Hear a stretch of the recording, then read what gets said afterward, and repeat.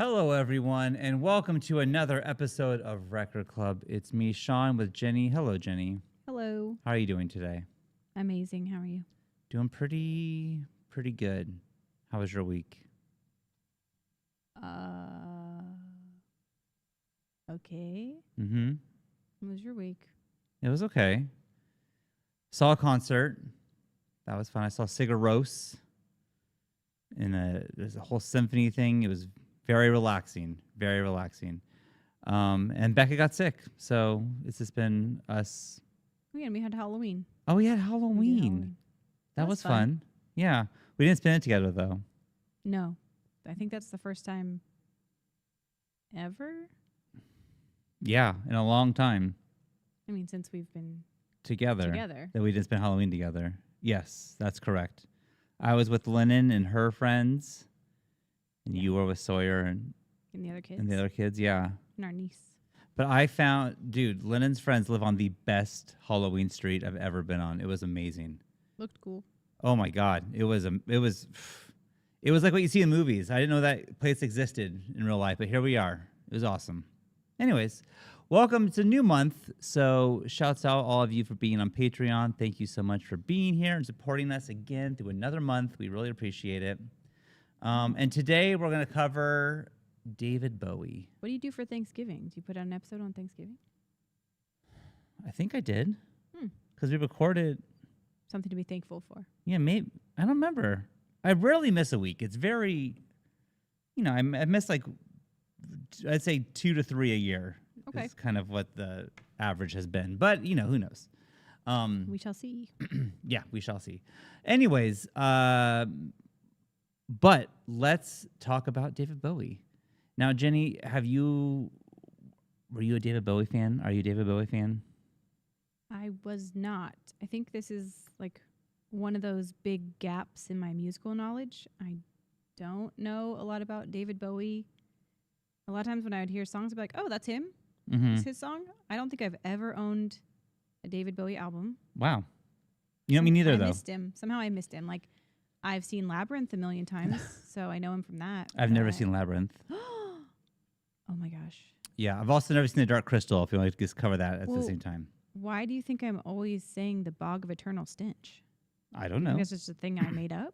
No, but It's a reference you didn't Just- care enough to ask. well, I what was the just, hell I'm talking about. I was like, I don't know. You just say funny things sometimes. I didn't realize until today that "okay, we" that Emma and Lennon say was because Lennon has a typo.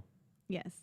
So all the time at our house, Or you thought that was like a what thing. the kids are saying? Yes. Okay, we. Yeah. So like, a whenever diva they clap. do anything, they go, "Okay, we," and they do this, and I'm like, "Okay, Best diva clap. diva clap." Beep, beep, Yeah, beep, but beep, that's beep. like a huge thing in our house. Everyone says it. And so I just assumed it was what people are just saying. And then to find out Lennon wanted to type something in a group chat and then You're on the group chat. You were in that chat. what? I don't remember. And she got really frustrated because she wasn't trying to say that. And she wrote, Oh. okay, we, like 6 times. 6 in a row. times. And she was getting, okay, I do remember that. I didn't And realize she was like, it's auto-correcting. And she was, she just kept saying, okay, we. But now it's become a thing that girls will say. It's just go, okay, we. yeah, it took the place of like, yes, queen. Yeah, okay, we. But just in our house. If you guys want to use okay, we, we'll allow it. But Yeah, you can do it. it's just starting. It's just starting right We're now. going to copyright it. Yeah, exactly. Anyways, yeah, David Bowie, I knew some things. I've seen The Prestige, so I have that going for me. He's in that? Yeah, he's Tesla. I've seen that and I do not recall. He's the one who builds the machine. He's great. Yeah, I remember that, but you've seen that movie way more times than me. That's true. That's true. Well, anyways, great in that. I covered Ziggy Stardust. Wait, so you think he can be a good actor, but not Ringo? Yeah. Wow. Yeah. Sorry, Ringo. That's not How fair. dare you? It's not fair. I'm not saying that I'm right. I'm just saying that's my misinterpretation. And for the record, I didn't know David Bowie was going to be in that movie either. He was just good in it, He's in lots of movies. I know, because he's good. But Ringo is not in lots of movies because he's not good. Yes, he is in lots of movies. The Magic Christian and Thomas the Train. Well, how many episodes of Thomas the Train have you been in? Unfortunately, that'd be I 0. guarantee Ringo has been in more movies than you. I also guarantee that. I also guarantee that. So who The can ask Beatles now? movies alone, Even if you don't count those, he's over Okay. you. So fair enough. he's Well, slightly more successful than you are. a little bit, but I'm catching him. Peace and love. Peace and love. Every podcast I do, I'm catching Ringo Starr just a little bit. Okay. Yeah. Anyways, so David Bowie, Garrett and I covered Ziggy Stardust, Oh, and I really liked it. I really liked it. I don't know it. I think you would like it. But I'll have to listen. but this is my first time listening to all of Hunky Dory. Now I've obviously heard. I'm sure you have as well, like Changes Yeah. you've heard, and course. Life on Mars. Life on Mars. I'm sure you've heard that as well. But not I did not hear the Andy Warhol song before. That's new. That was new to me. Well, our dog did not like that one, No. but I'll get to that later. Okay. But which can you tell me which dog? Winnie, I thought it'd be Winnie. the baby. Yeah. It seems like a Winnie. Ray doesn't give a fuck about anything. That's true. That's why we love her so much. Anyways, this is David Bowie's third album. Came out when he was 24. Isn't that crazy? Like, so young. He was married at this point to Angie Barnett, and they had their first child, which Duncan or Zoe Bowie, yeah. They were living in Beckingham, South London, and now he was at the time kind of considered a one-hit wonder for Space Oddity, but his other album, Man Who Sold the World, didn't like do crazy numbers, and so they still weren't taking him too seriously, and he kind of like he didn't have a label when he recorded this album. He did a lot of the songs in one take. Like he just like sang them, then wanted to move on. Like he was just like, they also didn't have like a shitload of money to like put into it. Eventually this album was picked up by RCA, but that was later on. But he got his band together for this, who ended up becoming the Spiders from Mars. So they were like kind of his like legendary band here on out, which is Mick Ronson, Trevor Bolder, and Woody Woodsmansey. I don't know. And they also added Rick Wakeman on piano. Now, the piano they used on this was also the piano that Paul McCartney used for Hey Jude, and the same piano that was used to record Bohemian Rhapsody. So, good-ass piano. I'm pretty sure Elton John also used that piano. Good-ass piano. It's been through some shit. Anyways, this album came out. The critics liked it. Didn't really sell that well, though. But he was already working on Ziggy Stardust, and then that came out, and then that became such a hit that people went back to see what he did before that, and then this became huge later on. Well, they also re-released some of these songs as singles. True. Once later. he was blowing up, once he started the glam rock thing. So, but let's get into the album. Let's start listening to it. Okay. And talking about it. Let's start with Changes.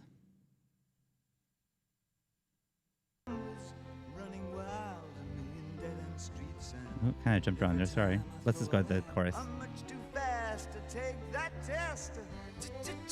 Changes. Turn and face the strain. Changes. Don't wanna be a richer man.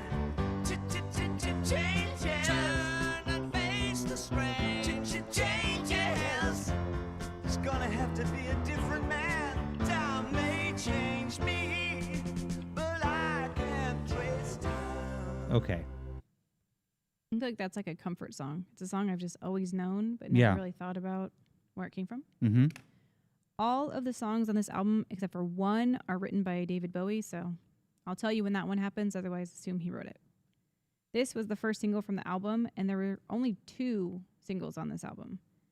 So, as you mentioned, by the time they released this, he was already working on Ziggy Stardust, and he was talking about how he's gonna like be like a whole new person. Like it's a new like character, basically. So RCA, his studio, barely promoted this one because they thought the cover image was weird. Yeah, they didn't like the cover. They didn't like it. And they're like, well, if he's completely changing his image for the next album, then why are we going to try to promote this? He's going to become a whole new guy. Who gives a fuck? Mm-hmm. So really only after Ziggy Stardust became successful did this album become a commercial success. Mm-hmm. And because they didn't try very hard to promote anything, it didn't really chart nothing really charted in the first place. So this peaked at number 66 on the Billboard Hot 100 in 1972, but then they re-released it as a single when Ziggy Stardust. Okay. Stardust blew up, and then it made it to number 41. Okay. So it moved up. This song was ranked 127th on Rolling Stone's 500 Greatest Songs of All Time in 2004, and then it dropped a place to 128 in 2010, and then it fell to number 200 in 2021, but it's still on the list. Still there. This song charted again after he died in 2016, and it made it all the way up to number 10 on the Billboard Rock Songs and number 49 on UK Singles. I've never listened to that last album, the Black Star one. I mean, obviously, I've never listened to it. I don't have any of his albums. Yeah, but I think the idea of it was like he knew he was dying, recorded the album, and said, release it after I die. And so then that's what happened. Like, I think the day after he died, it came out. Man, they didn't waste any time. No, they did not. Maybe it was a little bit more time, but it was pretty quick. All right. Well, he wrote this song while his wife, Angela, was pregnant with their first child. And he said the track started out as a parody of a nightclub song, kind of like a throwaway. But then people kept chanting for it at concerts. They liked it, so he kept playing it. And then I did talk about the piano, which you already sorry brought about up. that. But the person that played piano on this song is Rick Wakeman, and he became a member of Yes. Oh, wow. They asked him to be in Yes while he was recording a couple of songs for this album. And David Bowie had also asked him to continue on with The Spiders from Mars. And he ended up choosing Yes, and he thought that was the right fit for him. So. And the piano was 100 years old. It's a Bechstein. Damn. That piano must be like in a museum now, right? Like all the songs that were like written on it and stuff. Okay, like Indiana Jones. Maybe people are still making music on it. Oh, maybe. David Bowie played the saxophone on this. Oh, yeah. I didn't know he played saxophone until I did research for this. I was unfamiliar. I don't know anything about him, so everything was a surprise. Rolling Stone put out a list of the 30 essential David Bowie songs, and only 2 songs from this album made it, but this is one of them. Okay. Was Life on Mars the other one? Maybe. I don't remember. Okay, fair enough. We'll get to it when I get to it. Okay. This song is in The Breakfast Club, sort of. Like, you've seen The Breakfast Club, right? I have. Okay. Thank God. But in the beginning, like when the movie's starting, it just kind of like comes up on the screen. It's lyrics. They're not playing the song. It just shows it. And it says like, and these children that you spit on as they try to change their worlds are immune to your consultations. They're quite aware of what they're going through. And then it says David Bowie. Interesting. So it's kind of in that movie. I don't remember that at all. As is Emilio Estevez. Yeah. The first love of my life. Right. This song is also in an amazing movie that you've probably seen 400 times. If you're anything like me, it's called The Faculty. I have seen The Faculty. I've seen it so many times because my best friend Shannon was in love with Josh Hartnett. So many times I watched The Faculty. Did you see Oppenheimer? Because he was in that, and he was great. She probably did. Also in The Faculty is Elijah Wood, who is my best friend. Yes. And also was in The War with Kevin Costner. Right. This was in quite a few TV shows. 911. Yeah. I love that show. Something called Beat Shazam. Okay. Timeless. Nope. Dexter. Show I can't watch because it seems too scary. Life on Mars. Oh, what? That's a show. Interesting. NCIS. And it was also in The Simpsons. Oh. Season 24. Oh, I missed that one. Well, Sawyer watched it. That's well past where I stopped watching. She's seen every season. She has. That is true.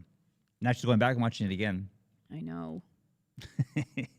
She's now past the point of episodes I don't want to watch anymore. You know, it's like when she starts off and we see like the first 10 seasons or so, I'm like, yeah, it's good. This is fun. This is so great. And then when she gets like later on, it's like, oh no. I get so sick of it. I know, me too. Anyways, let's go to the next song. Oh, You Pretty Things. Okay.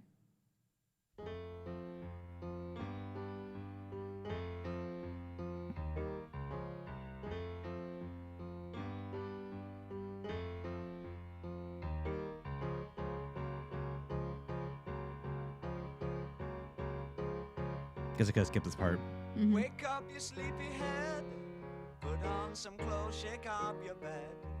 Put another log on the fire for Come to me. the chorus. I made some breakfast and coffee. Where is it? Look out my window, what do I see? A crack in the sky and a Where the hand hell's the reaching chorus? down to me. Oh, here we go. Found it. Jesus. Oh, you pretty things. Don't you know you're driving your brothers insane? This is my second favorite song. It's a good one. I was like, oh, didn't know this was him either. I don't know if I'd heard this before. I'm not sure. Definitely heard this before. Mm. Also, the beginning of the song, like when the lyrics start, reminds me of the beginning of Vienna by Billy Joel. Okay. I don't know why. Like this song starts with "Wake up, you sleepyhead," Mm-hmm. and that one starts with "Slow down, you crazy child." But something about like the way they both sing it was so like similar to me. Interesting. I love that song. This was the first song written for the album, and let's see. After he recorded the demo, they passed it along to Peter Noon of Herman's Hermits. Yes, Okay, so you know who that is. I do. And he did decide to do a version of it, and it was his debut single, which made it to number 12 on the UK singles. I saw, Pretty actually, I watched a good. documentary about this album, and they mentioned this, and I had no idea that Herman Hermits and David Bowie had a connection at all. Herman's would you? Hermits, yeah, I guess, is always like a made-up band name to me, you know? Like something out of That Thing You Do. Yep. Captain Gooch and the Geek Shack Shooters or whatever they're called. Exactly. Geach? Maybe it's Captain Geach. Whatever, Uh-oh. who cares? Anyway, when they were trying to record this song, they couldn't match the feel of the demo, so they asked David Bowie to come in and show them. So in an interview with Peter Noon, he said, "We tried to record it from the demo, which was just David on the piano, but the piano player just couldn't get it. We had Herbie Flowers, the world's greatest bass player, and the best people in the studio, the best drummer, and everything. But nobody could play the part that David Bowie played because David played it in F sharp. Oh. He could only play on the black keys. And for normal piano players, that's unusual and difficult. Mm. We wanted to record the song in F, and nobody could do it. So then David comes in and is like, well, I can't play it all the way through. I get tired. I'm not a real piano player. So they suggest that they just record like one section, and then they'll cut the tape and repeat it 3 times. So he agrees to do that, and he plays it perfectly one time. And everybody loves it, and they use it. But during that session, David Bowie suggested to Peter that they change the line, "The earth is a bitch," to "The earth is a beast," so that he wouldn't miss out on radio play. Smart. So we did do that. And then Peter performed his version on Top of the Pops in 1971, and David Bowie joined him on the piano. Oh, And that was only his second appearance on the show. it's crazy. Because at the time, he really was just like an up-and-comer. Mhm. Wild. He said he wrote this song really early in the morning when he couldn't sleep. He was like, this song was going around in my head, and I had to get out of bed and just play it so I could get back to sleep again. Like, imagine being so annoyed by Genius. Being Yeah, like, right. "Ugh, God, I guess I'll get up and write those down."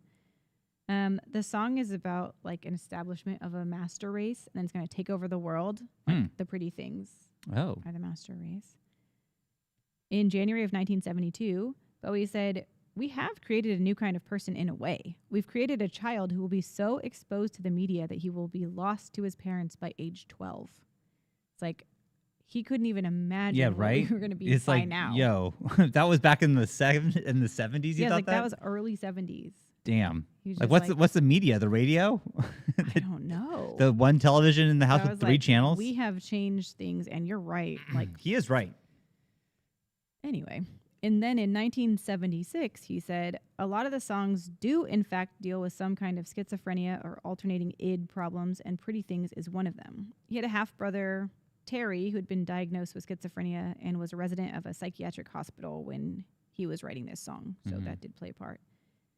There's a Brazilian singer that's going to come up quite a bit in the podcast today, and I think his name is, I want to say, Seu Jorge? Okay. Seu? I don't know how you say his name. But he did a version of this song in Portuguese for The Life Aquatic with Steve Zissou. Oh. It's a good movie. I barely remember. The soundtrack for that Revenge. is good. The soundtrack for that is mostly this man singing David Bowie songs in Oh, Portuguese. yeah, you're right. You're totally right. I know. Oh, yeah. But also in that movie is Jeff Goldblum, who was in The Big Chill with Kevin Costner, and also Silverado Right. with Kevin Costner. And And also- Wicked with the sexiest man alive, Jonathan Bailey. Congratulations. Congratulations, John. Big We're news in thrilled, our house Jay when Bailey. he got it. Big news. Huge. Emma's like, we been new. Yeah. I was like, I like when you say things incorrectly. Yes. Okay. Let's go to the 8-line poem. This is my favorite. Really? It's good. I do like it. And yet you were surprised. I'm going to go. There you go. Tactful cactus by your window.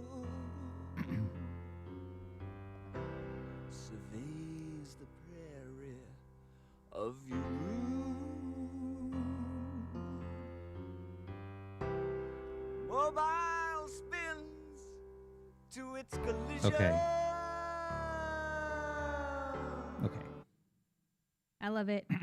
I love the way he sings. Mm-hmm. The intro for this is instrumental and it's almost a minute long. But this song is barely 3 minutes. I'm like, that was like a third of the song. Yeah, 8-line poem. There's literally only 8 lines of lyrics. And there's only David Bowie and Mick Ronson, who's on guitar, playing on it. So it's just Bowie on the piano and then Mick on guitar. Mm-hmm. Bowie did an interview with William Burroughs at Rolling Stone in 1974, and they discussed this song. William was like, what's your inspiration for writing? Is it literary? And then David Bowie said, I don't think so. And then William's like, well, I read this 8-line poem of yours, and it is very reminiscent of T.S. Eliot. And then David Bowie said, never read him. I was like, oh. He was like, I'm not here for this. Stop trying to say it's literary. Yeah. Also, I was looking at a lot of like forums about these songs. There's a lot of internet chatter about David Bowie songs. People really want to talk about him Yeah. forever. But they will be absolutely furious, pissed, out for blood, calling for the electric chair. Wow. If you call this song a haiku, Oh, it is not a haiku. I wasn't going to say It is that. 8 lines. I know, and that's not a And haiku. that is not a haiku. I'm aware. People were pissed. I know whoa. how haikus work. Thank you very Yeah, much. like, me too, but like, so what if someone's wrong? Relax. No, I have to Although- yell at someone. I like to get mad too, but just not as much on the internet. Mm. I like to be a bitch here, Oh, okay. not on the internet. IRL. Is this real life? Yes. Anyway, the RCA U.S. press office always wanted him to explain the interpretations of his lyrics, which he did not like to do. Mm-hmm. So this is what he gave them for the press release. A realization that the city, in this case, New York, is a kind of wart on the backside of the prairie. Rather than a city being a thing all on its own, it's not. It's just a blister on the country. Whoa. I'm like, okay. Well, you asked. That's what you got. All right. You know, New York in the 70s was wild. It was different than it is now. So there we go. Well, I can't argue with that. Thank you. All right, let's go to the next song, which is my favorite, which I'm sure you knew. Life on Mars. I did know. I wrote it down. Yeah. Yeah. It's a god-awful small affair to the girl with the mousy hair, but her mommy is yelling no, and her daddy has told her to go, but her friend is nowhere to be seen. Now she walks through her sunken So dream good. to the seat with the It is. clearest view, Oh, and she's hooked to the silver screen. God. Oh, But the film is a saddening bore, so good. I love this song. for she's lived it 10 times or more. She could spit in the eyes of fools if they ask her to focus on sailors fighting in the dance hall. Oh man, look at those cavemen All right. go. I could stop. I mean, I could go forever, but I'm going to stop it there. All right. What a great fucking song, though. So good. It is good. He wrote this one after he was asked to put English lyrics to a French song that was called Comme d'habitude. Mm. I don't know. I don't speak French, Mm-hmm. which means as usual. Mm. And then they rejected his version. She was not happy about. Oh. But then Paul Anka bought the rights to the original French song, and he rewrote it in English as My Way, which was then made famous by Frank Sinatra. Wow. That's interesting. So David Bowie said that it made him angry for so long, about a year. And then he wrote this song as a revenge trip on My Way. Damn. Because Life on Mars uses pretty much the same chords as My Way. Oh. So the Hunky Dory liner notes for this song say that the song was inspired by Frankie. Interesting. Yes. It wasn't released as a single until 1973, which was 2 years after the album came out, but it made it up to number 3 on the UK singles chart. In April of 2007, it charted again because of its use on the UK television series Life on Mars, Mm. and it peaked at number 55 on UK singles then. It then charted again in 2016 after his death, made it up to number 12 on Billboard Hot Rock and Alternative Songs, and number 16 on UK singles. It is number 105 on Rolling Stone's 500 Greatest Songs of All Time. Shuts out.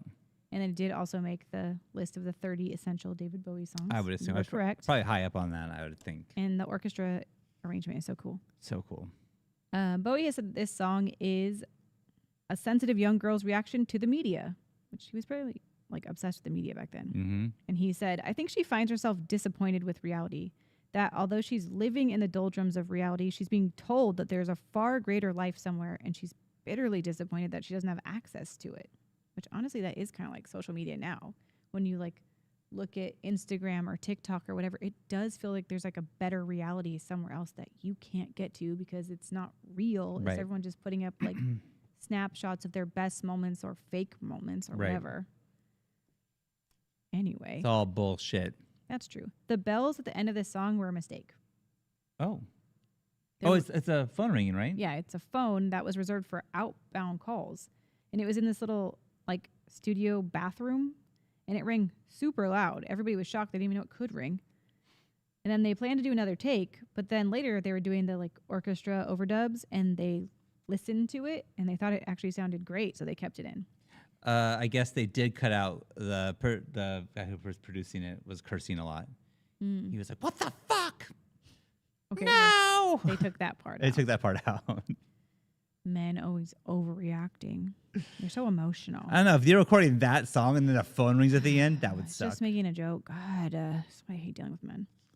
Bowie's final performance of this song was on September 8th, 2005, and he sang it with Arcade Fire Oh my at god! Radio City Music Hall I at the should- Fashion Rocks event. I should listen to that. But I think I heard that.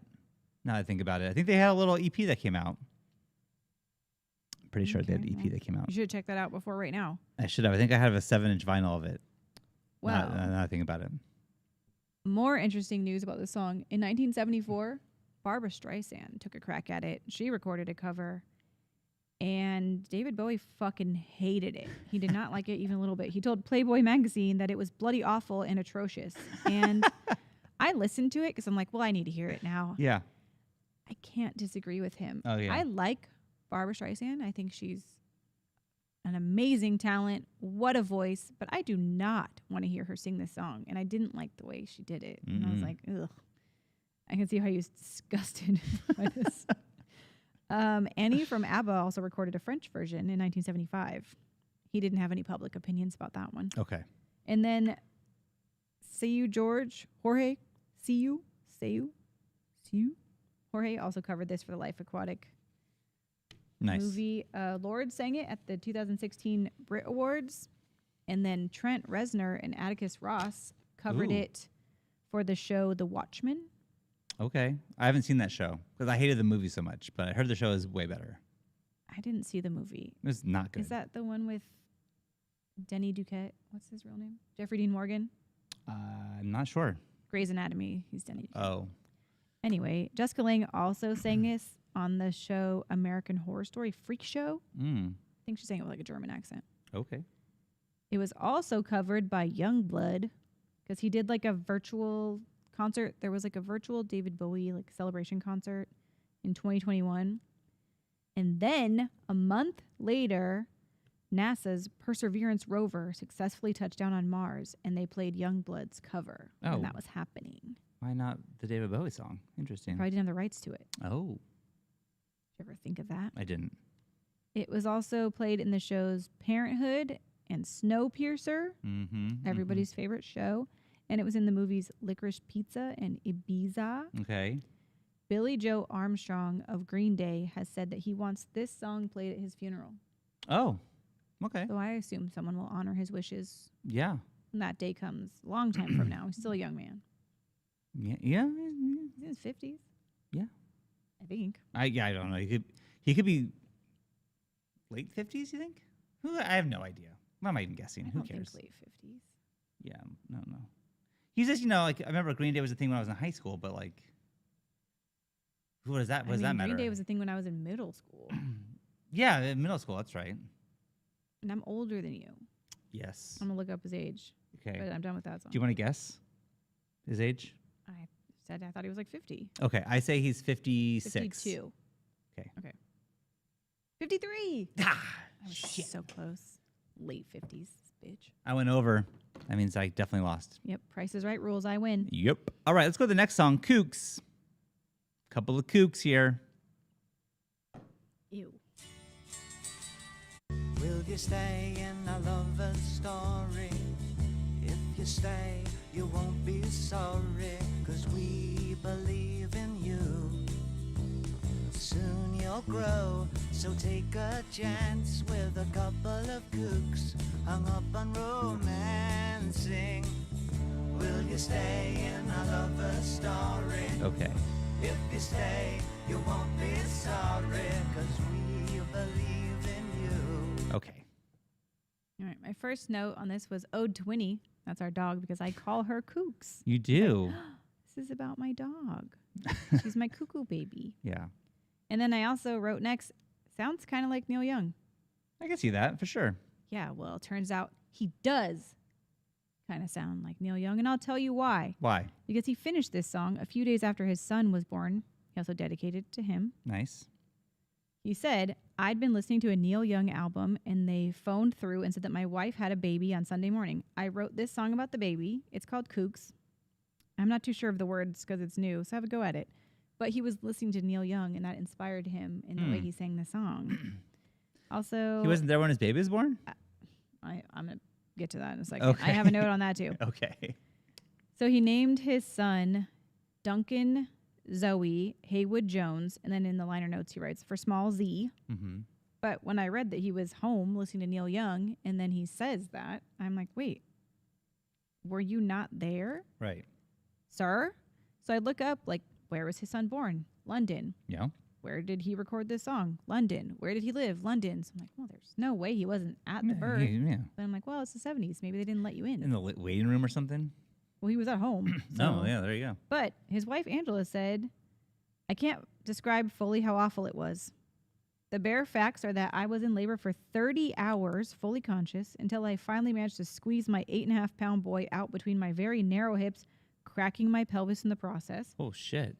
David told me afterward that I was screaming constantly and cursing everyone who came near me in language he'd never imagined I knew. So was he there?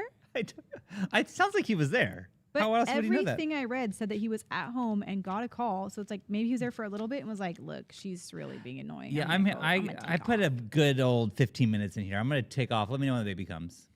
That is kind of what men are like in labor. They're very put out by the whole experience. The amount of times you have to listen to a man say that their chair is uncomfy, they don't have a real bed to sleep in. I don't remember saying they're that. hungry. I don't. Did I say that? The chair was fine. Remember when I was pushing Yeah. to birth our daughter Yes. Sawyer, and then everyone suddenly were like, "Oh, is Dad okay? Is Dad okay? Is Okay. Dad okay?" And Here's I'm the like, "This thing. motherfucker can't let me have one moment of attention." And I want to say here on the record that I'm with you, and I'm annoyed by this because Mhm. I said, "Oh wow," because what I was witnessing was incredible. I've never. That was. He had to pull focus. He said, "Nobody is paying I was attention to just me right like now." in so the I'm gonna moment, exclaim. My daughter's being born. I'm like, wow, like whatever. And then they thought I was gonna pass out. I'm like, I'm not. I'm good. I'm good. I'm good. I wasn't gonna pass out. He looked like he was gonna pass out. No, I did not. Did I? No Yes, way. That's why everybody rushed to you. I People just said, jumped "Oh wow," up and to they go thought to that I you. was like getting woozy or something. Also, we had like extra nurses in the room because Sawyer was born sunny side up, so Yeah. they weren't sure if there was going to be a problem. So they had brought in extra people, which was good, so they could attend to Shawn. No one attended to me. I Who said I needed was the good. most. I said I'm fine. And also, you did complain about the bed in the delivery room is really like a chair that folds down Yeah, into but a bed. it's fine. And it's not comfy. I mean, It's not comfy at all. I don't remember saying that. That seems like a bad thing to say. It is a bad thing to say. I will, but I'm with you on the. He was so tired. Do you guys know how tired he was? I did. I heard him telling someone later, like, I threw up because I was so tired. I was so tired that I threw up. I didn't tell you that though. He told someone Ah. right in front of me. He was tired because he slept on and off while I was awake all night in labor. Poor thing. You said you should try to get some sleep. Yeah, because I didn't want you to be annoying. And yet, I'm always annoying. But again, back to the attention taken off of you. I didn't ask for that. I didn't want that. I was not going to pass out. I was good. And I cut the cord like a pro. Now, when I cut the cord with linen, I fucked that up a little bit and then blood went on her face. That was a mistake. But with Sawyer, wish I didn't know that. nailed it. Anyway, So they named this baby Zoe Bowie. Well, they called him Zoe, even though his first name was Duncan. But then later in the 70s, he was known as Joey. So what the fucking fuck? Then when he turned 18, he said he wanted to be called Duncan. Okay. Duncan had a daughter in 2018, and he named her Zoe. Nice. And please know that Zoe is spelled Zowie. Right. That is important. And then he posted, about time someone made use of my middle name, even if I wasn't ready to. Okay. That's cute. Yeah. Let's see. Bowie told Rolling Stone that fatherhood pleased my ego a lot. I think Zoe's a survivor. He's very definitely an independent person of his own choosing, it seems, and I find it quite easy to think of him as not mine or Angie's, but as Gibran has said, a little plant. I don't feel very paternal about him. What the fuck are you talking about? Sir, keep that to yourself. Yeah, Jesus.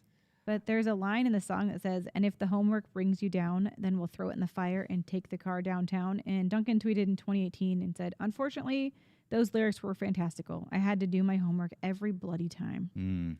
This song is covered by Robbie Williams, who you don't know as a person, but is a famous man and not just a monkey in a movie. I've seen Better Man, so now I'm aware. Yeah.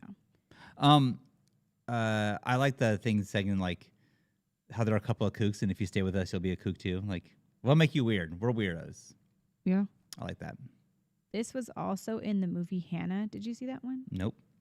Me neither. And get excited. I'm ready. I'm excited. It's in a movie that comes out this week called Die, My Love. Yeah. Release date November 7th, starring Jennifer Lawrence and Rob Pattinson. Oh, you know what? This looked good. And Edward. It looked good. Hunger Games versus Twilight. I wonder if Emma will go see this movie. It was a little Collaboration. scary, though. It's scary? I think so. Well, now I don't want to see it. Well, I mean, maybe it's not. That's good, though. Fine. We'll go. Date night. We never have date nights. We're not doing that. Okay. Ready for the next song? Yes. Quicksand.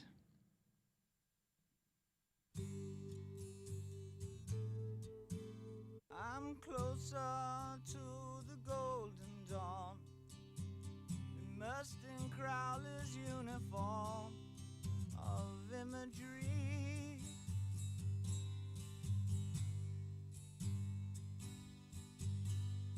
I'm living in a silent film, portraying Himmler's sacred realm of dream reality. Okay. All right. When he wrote this song, he was like super into the occult, like supernatural, mystical, magical beliefs, practices, all that stuff. Hell yeah. In the song, he name checks famous occultist Aleister Crowley. I didn't know who that was. I thought you might know. I don't know who it is. And at the time, David Bowie was always walking around like carrying this Crowley biography in his coat, and he would keep like the book propped up so the title was showing so people would know what was in his pocket. Cool. The song was inspired by his trip to America. He said the chain reaction of moving around throughout the bliss and then the calamity of America produced this epic of confusion. The calamity of America, you got that right. Producer Ken Scott was fresh off of working with George Harrison on All Things Must Pass, and he wanted to make kind of a similar type of powerful acoustic with this track, which I think he did. But in the book, Kooks, Queen Bitches, and Andy Warhol, the making of David Bowie's Hunky Dory, Ken said, "It made me feel great that he had complete faith in me. It starts off with a solo guitar, and then at a certain point, the guitars open up to either side. Because of the way I mixed it, I managed to get completely different guitar feels to it." Great job, Ken. We're happy that you're happy. Ken, you killed it. He did. But it's like, imagine just going from George Harrison to David Bowie, who's not that big yet, and then he becomes gigantic. So you're going from like the biggest guy there is Right. to like a sort of A one-hit wonder, unknown, yeah. and then he becomes huge. It's like, oh, damn. Look what I did. Ken, you're doing everything. I've done it. Nice. Ready to go to Fill Your Heart? Mm-hmm. Fill your heart with love today. Don't play the game of time. Things that happened in the past only happened in your mind, only in your mind. Oh, forget your mind and you'll be free. Yeah. Okay. This is the only one that he didn't write. Mm. This was written by Biff Rose and Paul Williams. It was also covered by Tiny Tim, which sounds right. This sounds like Tiny Tim to me. I'm not that familiar with Tiny Tim, to be honest. Tiptoe Through the Tulips? Maybe if I listen to it, but I don't know off the title. I don't know how you missed that. Okay. This was his first recorded cover song in about 6 years. We did this one, and it almost didn't make the album. So the team that was helping to choose which songs were on the album talked him into keeping it on because he didn't really want it in here. I would have dumped it. I would have dumped it too. Yeah, this song did nothing for me. Yeah, this was the only one that I didn't love. But I was like, it's kind of funny. Like, it's upbeat. It's weird. And I did like the lyric, fear is only in your head, so forget your head and you'll be free. That's a good line. But if I was picking the album songs, I would have probably kicked this one. Yeah, plus there's 11 songs. You could just do a nice round 10 if you just get rid of this one. There was probably other things that didn't make it. I mean, a lot of songs from like the Ziggy Stardust era were like being written too. So I might have taken something else in its place. Yeah, me too. I would have let Tiny Tim keep that one just for himself. That's for you, Tiny Tim. Let's go to Andy Warhol. Weird start. This is the part when he doesn't like. Oh, this is the part when he doesn't like. Yeah, that makes sense. What'd you do? She barking? Her little ears went up. And then she'd like get really close and hide. Oh no. Well, let's skip it for her. Just in case she listens to this. Biggest standing cinema. Dress my friends up just for show. See them as they really are. But the people in my brain, 2 new pens to have a go. I'd like to be a gallery, put you all inside my show. Andy Warhol looks a scream, hang him on my wall. Andy Warhol, silver screen, can't tell them apart at all. Okay. All right. Well, when he was on his U.S. tour, he was really inspired to write 3 songs that were dedicated to American icons: Andy Warhol, Bob Dylan, and Lou Reed. Those are all 3 in a row on this album. This is the first one. David Bowie said that Andy Warhol was one of his greatest inspirations. When he wrote this song, he hadn't yet met him. Oh, wow. But he put in the liner notes that Andy Warhol was a man of media and anti-message with a kind of cute style. So Bowie got to play the song for Andy when he visited Warhol's factory art space, but it did not go well. Oh, no. In a 2003 interview, David Bowie said he hated it, loathed it. He went, oh, okay, and then just walked away. Oh, fuck. And I was left there. Somebody came over and said, gee, Andy hated it. And I said, sorry, it was meant to be a compliment. And they were like, yeah, but you said things about him looking weird. Don't you know that Andy has such a thing about how he looks? He's got a skin disease, and he really thinks that people kind of see that. But don't worry, they bounced back. Thank God. David Bowie said, it was my shoes that got him. That's where we found something to talk about. They were these little yellow with a strap across them. They were like girls' shoes. He absolutely adored them. Then I found out that he used to do a lot of shoe designing when he was younger. He had a bit of a shoe fetish. That kind of broke the ice. He was an odd guy. Sounds like an odd guy. It's like 2 odd guys having a conversation. Yeah, these are. I'm glad I missed it. This song was covered by the Stone Temple Pilots. It was also sampled by Metallica. Really? There's a guitar riff at 48 seconds in this song that is at 6 minutes and 19 seconds in Master of Puppets. Really? What? How long? 48 seconds. 48 seconds. Let's listen to it. Right now I'm at 39, so we're getting close. Why not start it at 48? Because I couldn't find it. 44.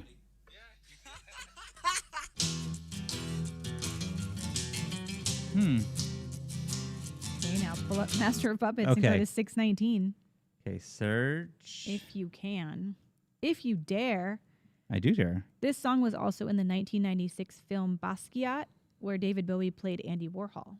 Oh, he played Andy Warhol. I bet he loved doing that. Okay, so we are going to what? 619. 619. Which Very long song. It is, but it's a great song. As Lennon said in the cards the other day. This is such a long song. I know it is. Okay, 6:15, close enough.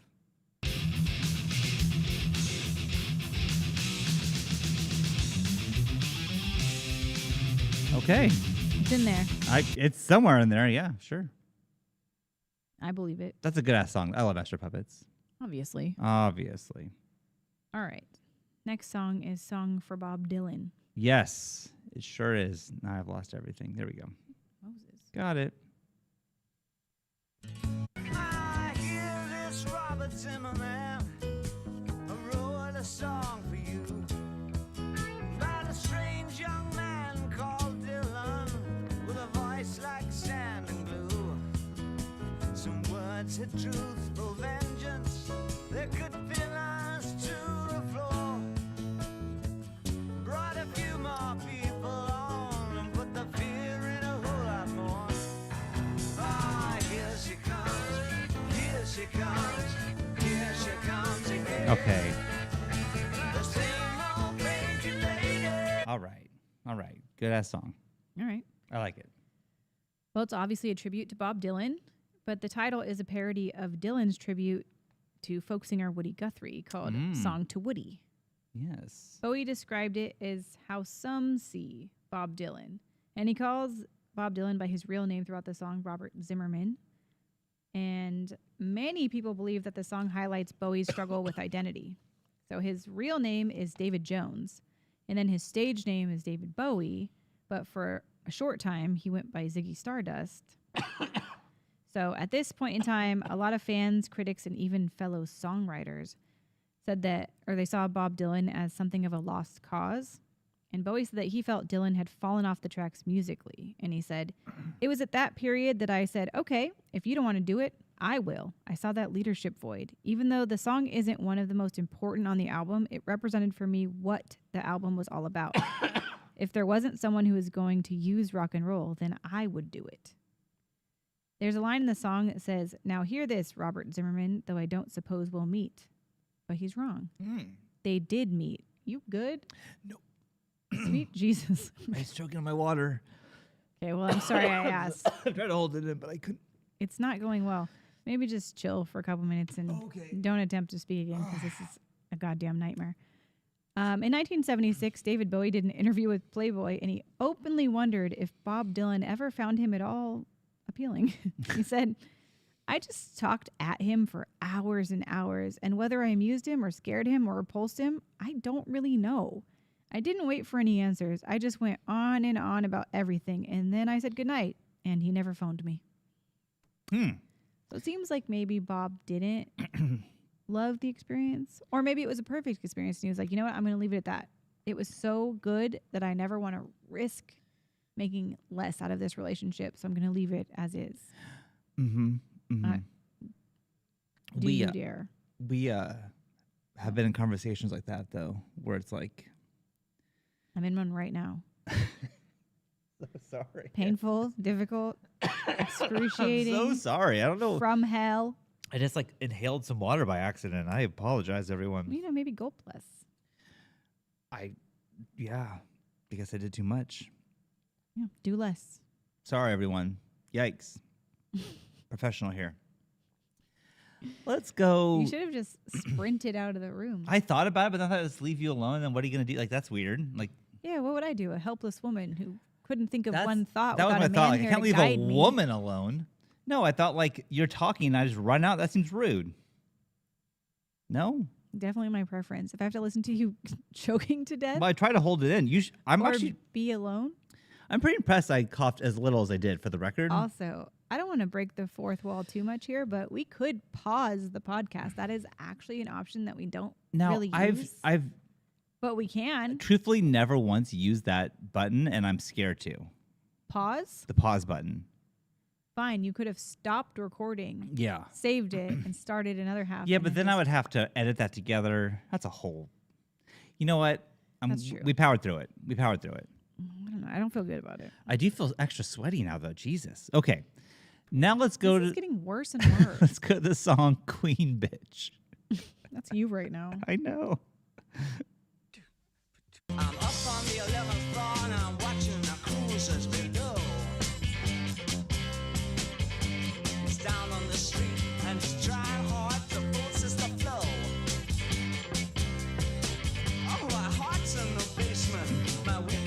Be careful with that water. Cause she's hoping to score, so I can't see her letting him go.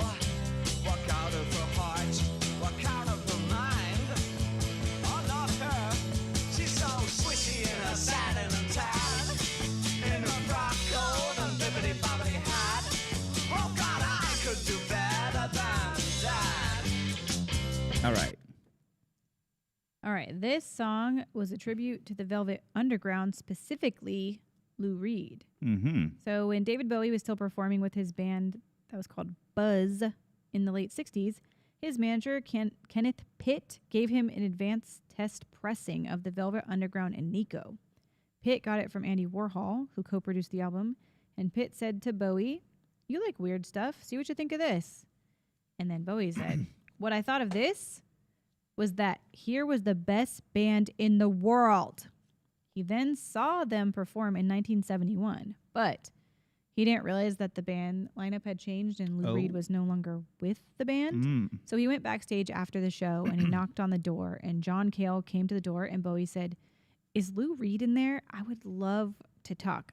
I'm from England and I'd love to talk because I'm in music too, and he's a bit of a hero to me."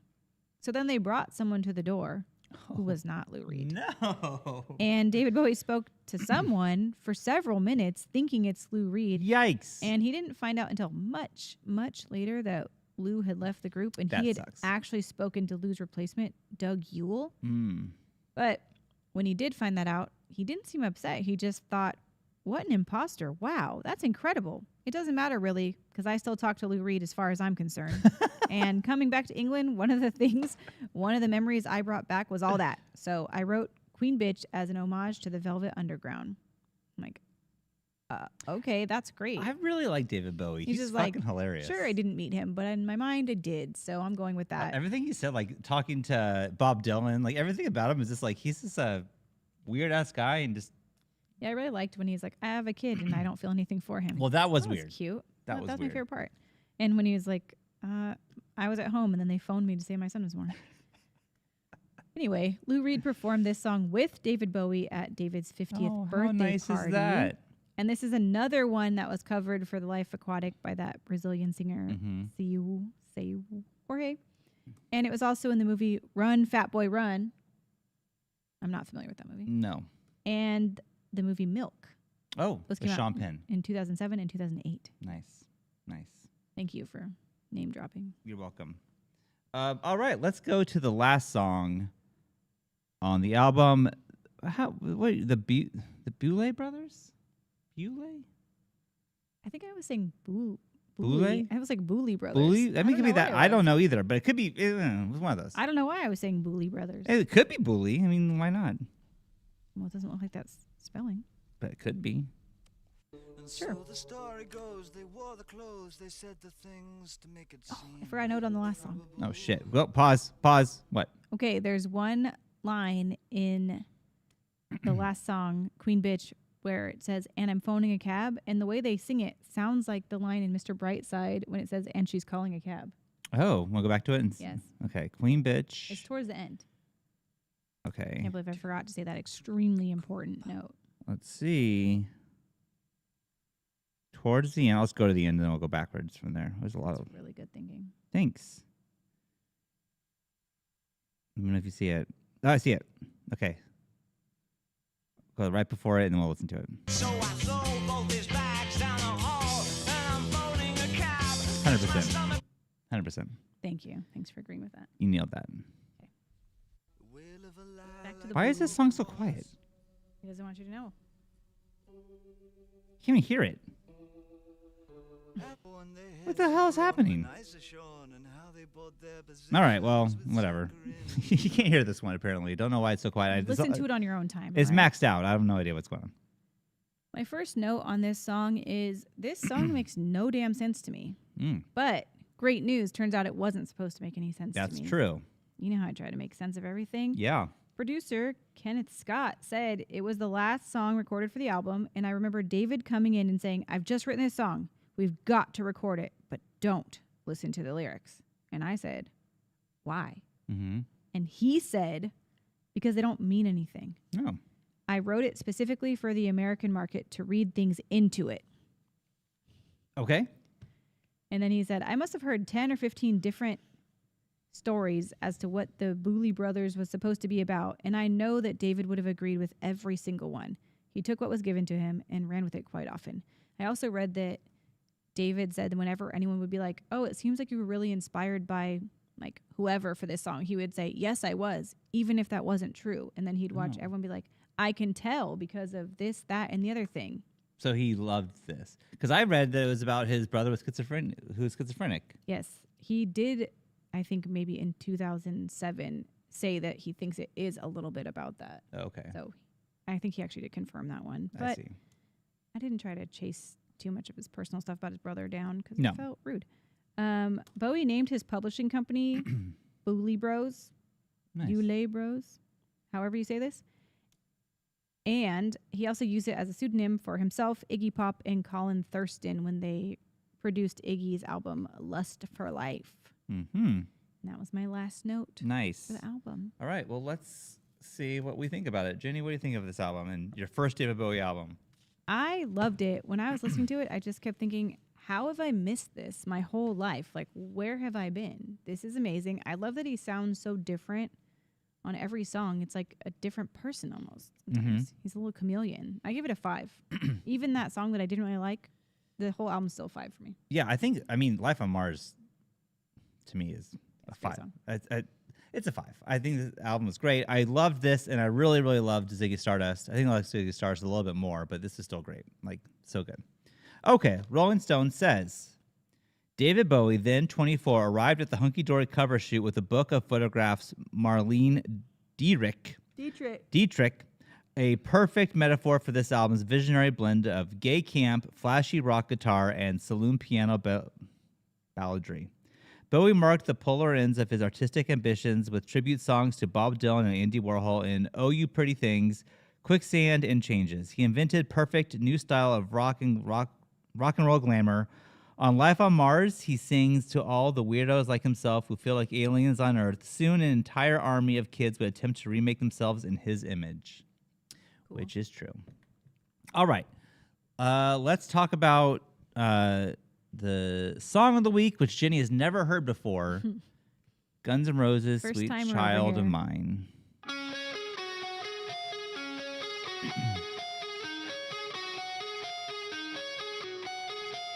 Okay, I'm going to skip it, but this guitar is awesome.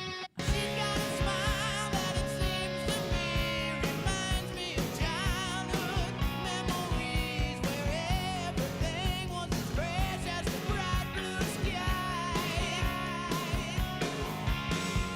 Now and then when I see her face, she takes me away to that special place. And if I stay too long, I'd probably break down and cry. Wait, have you heard this song?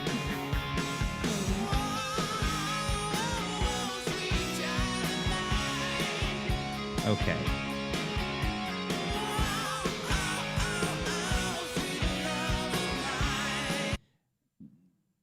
You like the song, I'm guessing. I do like this song. Okay. I love Guns N' Roses. I have sung this song to every one of my children a million times. I'd be putting little babies to sleep singing this. Mm-hmm. I love it. This is off of their debut album, Appetite for Destruction, came out in 1988, and this is the 3rd single. First 2 didn't do much, but this one blew up. Mm-hmm. This song is written by Steven Adler, Saul Hudson, otherwise known as Slash, Duff McKagan, Axl Rose, and Izzy Stradlin. This song made it to #1 on the Billboard Hot 100. It is their only #1 single. Really? Also got to #6 on the UK singles. You know, I'm looking at the track list for this album. Ugh. Welcome to the Jungle. I would thought that would have been like a #1 or Paradise City. I love Paradise City. Yeah, I would have thought one of those. Were those the other 2 singles? I believe so. Okay. Fair enough. Yeah, well, you know. They were new. Yep. This song has the guitar solo that is number 37 on Guitar World's list of 100 greatest guitar solos. Wow. #1 on that list is Stairway to Heaven. Okay. This is number 3 on Blender's 500 Greatest Songs Since You Were Born. Number 1 on that list is Billie Jean by Michael Jackson. Okay. In 2004, Rolling Stone put this at 196 on their 500 Greatest Songs of All Time list. It dropped to 198 in 2010 and then bounced back up to 88 in 2021. Nice. It also made Rolling Stone's 40 Greatest Songs That Changed the World list. Oh, wow. So they love it. This song came about during a jam session at the band's house. So Steven Adler, who's the drummer, and Slash, lead guitar, were just warming up, and then Slash started playing a circus melody, and he was making a bunch of faces at Steven. And then Izzy Stradlin, who does rhythm guitar, was like, play that again. So then Slash played it again, and then Izzy came up with some chords to go with it, and Duff created a bass line, and then Steven planned a beat. Axl was upstairs when this was happening. He was in his room, but he could hear them, so he was listening to it and loving it. So he felt inspired to write lyrics for it, and he finished them by the next afternoon. Damn. He said the lyrics came from a poem that he was working on, and he wrote this song for his then girlfriend, Erin Everly, who's the daughter of Don Everly of the Everly Brothers. Wow. And he did eventually marry her. Oh.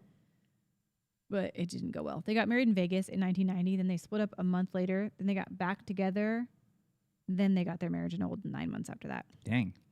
There was a lot of reports of their relationship being extremely tumultuous. Not great. But they were young, you know. Sure. So Axl Rose had a rough childhood. Not a lot of positive moments in it. But so that he remembered this time when he was a kid, he was looking up at the blue sky and it was so beautiful, and he was wishing that he could disappear into it because it was so amazing. So that's where he wrote the lyric where everything was as fresh as the bright blue sky. And Axl said, a lot of bands are too wimpy to have any sentiment or emotion in any of their stuff unless they're in pain. Sweet Child of Mine is the first positive love song I've ever written, but I never had anyone to write anything about before. Oh, wow. It's like, oh, that's sweet. Too bad I already know that you and your Yeah, girlfriend had a horrible relationship. Yeah. To make the song more marketable for the radio, they cut about a minute out of it because it's a pretty long song. It is. Even with cutting a minute, it's a long-ass song for the radio. Yeah. But to do that, they had to take out most of Slash's guitar solo, and the band was pissed. Yeah. Like, literally all of them. No one was happy. So Axl did an interview with Rolling Stone in 1989, and he said, I hate the edit of Sweet Child of Mine.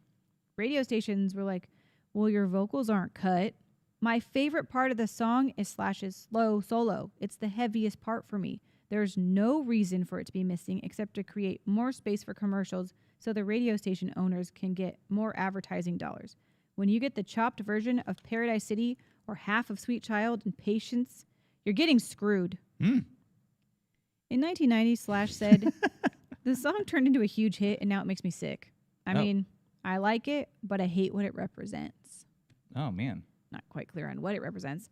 But Duff wrote an autobiography that came out in 2012. It's called It's So Easy and Other Lies. And he says that Slash always considered this to be their worst song. Wow. It's funny how bands like really come to resent the songs that like got I just them. get sick of fucking playing Of it. course, I get that. Sheryl Crow covered this song in 1999 for the movie Big Daddy. She performed it live at Woodstock in 1999. Oh my God, she was there? Because Woodstock 99 was the crazy one that like got like crazy violent because of Limp Bizkit. Oh, I thought it was because of her. She probably No, started, I can't. I don't think it was she her. started the violence. Ultimate Classic Rock profiled this song as part of a series on terrible classic rock covers. Mm-hmm. So they covered Sheryl Crow's version because they fucking hated it. Oh. Rolling Stone named it the 4th worst cover song of all my time. God, really? Well, the readers are the ones that voted on this. So it's not like the magazine. There was only 10 songs on the list. I did write down all 10 songs that made it. Thank you, if because I'm want. dying to know. Yeah. I was just going to tell you number 1, but then I was... No, this is great. All right, coming in at number 10 of the worst cover songs of all time. Okay. And I have to disagree with the placement. It should be number 1. Oh my God. It's William Shatner's version of Lucy in the Sky with Diamonds. Okay. Okay. Absolute nightmare. Dog shit from hell. Okay, fair enough. Number 9, Jessica Simpson, These Boots Are Made for Walking. I don't think I've heard her version of that. Well, I do love Jessica Simpson, but I can't endorse that song. Mm-hmm. Number 8, Avril Lavigne's version of Imagine. Oh, haven't heard that either. It's tough because All my girlies are showing up on this list. Oh, no. Britney Spears, I Love Rock and Roll. I don't like that song. It's that original. It's boring to me. Yeah, I don't really care about the song. Yeah. What about Alien Ant Farm, Smooth Criminal? That's That came in at number 6. what the fuck. I knew you were going to be Yo. What? Are you for real? No. That song is great. I am not happy. Fuck that. Fuck that. All right, I like that song too. I'm not going to hate. Yeah. Number 5, Britney Spears, I Can't Get No Satisfaction. I don't like the original anyway. Yeah, me neither. So Bad we'll talk songs. about that. And then number 4 was Sheryl Crow, so sorry. Mm. Number 3, Madonna, American Pie. I don't have a problem with that song. Yeah, It's fine for me. whatever. It's fine. Number 2, Limp Bizkit, Behind Blue Eyes. Mm. It's a cover of a Who song, and I don't care Oh, about the Who's. I thought it was gonna be Faith. I was like, okay, no, but The number 1, I wish I could disagree oh, because I love Miley Cyrus, oh, but I actually truly hate her cover of Smells Like Teen Spirit. I don't think I've heard that. No need. Hmm. You don't want this in your life. Okay, I heard Anyway. a cover of a Metallica song. That's pretty good. Yeah, I like Miley Cyrus. Yeah, When I played this song today, the Sheryl Crow version, yeah, you were there I was. and you were like, "Oh, is this Shania Twain?" I did say that. And I was like, "No." And then you're like, "The Dixie Chicks?" Yeah. What's happening? I was just It's guessing. one person singing. Natalie Maines from the Dixie Chicks. I'm glad you know her name. She Thank has you. a son named Beckett. She's a huge Eric the Actor fan. So Oh, that's right. Yeah, she is on Stern a lot. yeah. Anyway, despite a lot of people hating the Sheryl Crow version, me included, it still charted all over the world. Like, it charted in a bunch of countries. I didn't write down where because who cares? But it also won a Grammy for Best Female Rock Vocal Performance. Wow. So I mean, clearly, Guess there wasn't much winning competition Grammys are that year. yeah, well, yeah, right. What the fuck? Well, Guns N' Roses didn't win a Grammy with anything off this fucking yeah, album. what the hell? Anyway, this song has been covered over 130 times. It's in tons of movies and TV shows. Oh yeah. TV shows like Platonic, Nope. Tokyo Vice, Nope. Cobra Kai, Mm-mm. The Summer I Turned Pretty, Oh, okay. Well, that's been watched in our house. I haven't seen it though. Family Guy. Well, are you Team Jeremiah or Team Conrad? Whatever is the consensus in the house, I'll be going that. We're Team Belly. We don't like either of the men, and we Yep. want her to run for her life. Me too. And 100%. It was also in The Office. Mm. It was in a few movies: The Wrestler, Too sad, didn't see it. Step Brothers. Too funny, didn't see it. You didn't see it? No. Whoa. I've never seen it. How? I don't know. Feels like you were the right age for it. Did we just become best friends? I know. Yep. I know that, but I've never Adam seen it. Scott's in it, and you're in love with him. I do love Adam Scott for sure. Well, you should watch it. Actually, I don't even know if it's good enough to Yeah, watch, but no. I remember thinking it was funny. Gulliver's Travels, The Big Short, Oh, I Sweet saw that. Girl, No. Thor, Love and Thunder. Didn't see that. Didn't see that one. I don't know if I did either. Mm. Was that the one with You're asking Natalie the wrong. Portman I don't know. when she's a Thor? I don't know. Thor girl? What's No her name? idea. I don't know. Thor woman? Lady Thor? We will be doing. Oh, this went away. I hate when it does that. The requested songs next time. We have the answers now. We will listen to them Okay. next time, Oh. if that's okay. Also, please note that I did force our kids to dress up as Guns N' Roses during the pandemic when we were doing little theme days in our house to keep our spirits high. That is true. She did that. Okay, It was weird. that's fun. Fun thing to do. Jenny, you're picking. Okay. Well, I hope I do a good job because I don't want to listen to anything that sucks ass. Oh my God. 407. Oh I don't know. I don't know if I feel good about this. Not 407. I have no idea. Maybe it's good. I'm feeling anxious about You're this. feeling bad choice. about it. Okay. It's an odd number. That's already a bad sign. Okay. Everybody knows This Is Nowhere by Neil Young. Fine. It was almost Grateful Dead, and you would have not liked that. So, You're right. I would have been pissed. and I like Neil Young. I just don't know this album. yeah, me neither. So let's learn about it. And then the Right. song, Maybe I'll be happy. maybe you'll love it.